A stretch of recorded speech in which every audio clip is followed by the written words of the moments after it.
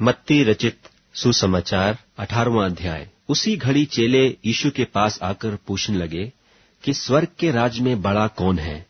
इस पर उसने एक बालक को पास बुलाकर उनके बीच में खड़ा किया और कहा, मैं तुमसे सच कहता हूं, यदि तुम न फिरो और बालकों के समान न बनो तो स्वर्ग के राज्य में प्रवेश करने नहीं पाओगे।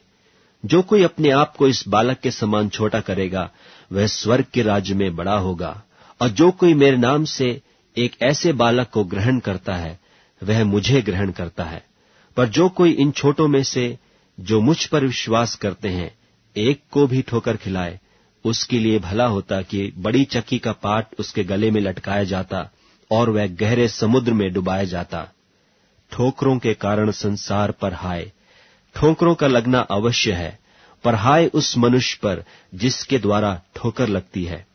यदि तेरा हाथ या तेरा पांव तुझे ठोकर खिलाए तो काट कर फेंक दे। टुंडा या लंगड़ा होकर जीवन में प्रवेश करना तेरे लिए इससे भला है कि 2 हाथ या 2 पांव रहते हुए तू अनंत आग में डाला जाए। और यदि तेरी आंख तुझे ठोकर खिलाए तो उसे निकाल कर फेंक दे। काना होकर जीवन में प्रवेश करना तेरे लिए इससे भला है कि 2 आंख रहते हुए तू नरक की आग में डाला जाए।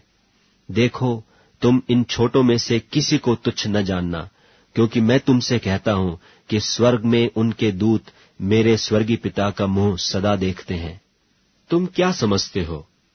यदि किसी मनुष्य की 100 भेड़ें हों और उनमें से एक भटक जाए तो क्या 99 को छोड़कर और पहाड़ों पर जाकर उस भटकी हुई को न ढूंढेगा?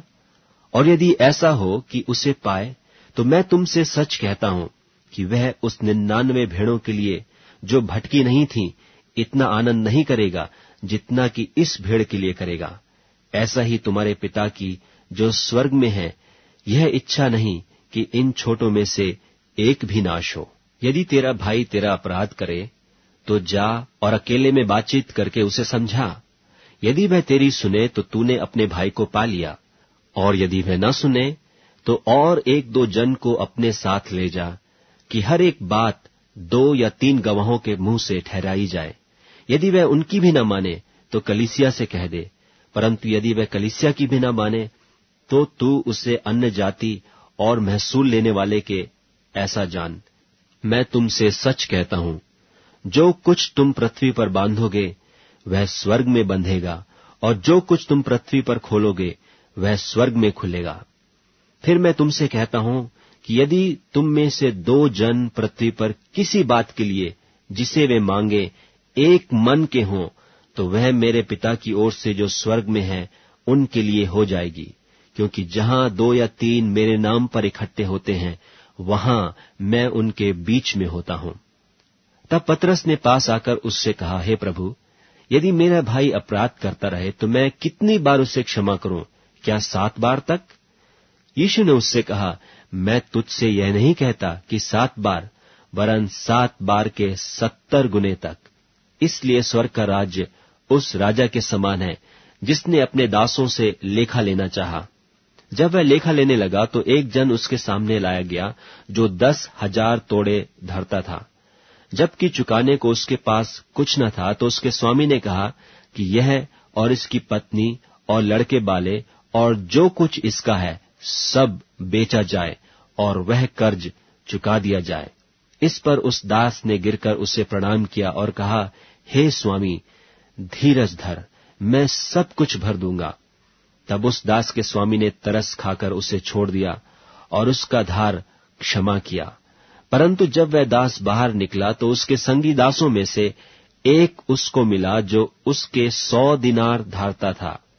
उसने उसे पकड़कर उसका गला घोंटा और कहा, जो कुछ तू धारता है भर दे। इस पर उसका संगी दास गिरकर उससे विनती करने लगा कि धीरज धर, मैं सब भर दूंगा। उसने न माना, परंतु जाकर उसे बंदी गृह में डाल दिया कि जब तक कर्ज को भर न दे तब तक वहीं रहे। उसके संगी दास यह जो हुआ था देखकर बहुत उदास हुए और जाकर अपने स्वामी को पूरा हाल बता दिया। तब उसके स्वामी ने उसको बुलाकर उससे कहा, हे दुष्ट दास, तूने जो मुझसे विनती की तो मैंने तो तेरा वह पूरा कर क्षमा किया। सो जैसा मैंने तुझ पर दया की, वैसे ही क्या तुझे भी अपने संगी दास पर दया करना नहीं चाहिए था? और उसके स्वामी ने क्रोध में आकर उससे दंड देने वालों के हाथ में सौंप दिया कि जब तक वह सब कर्जा भर न दे, तब तक उनके हाथ में रहे।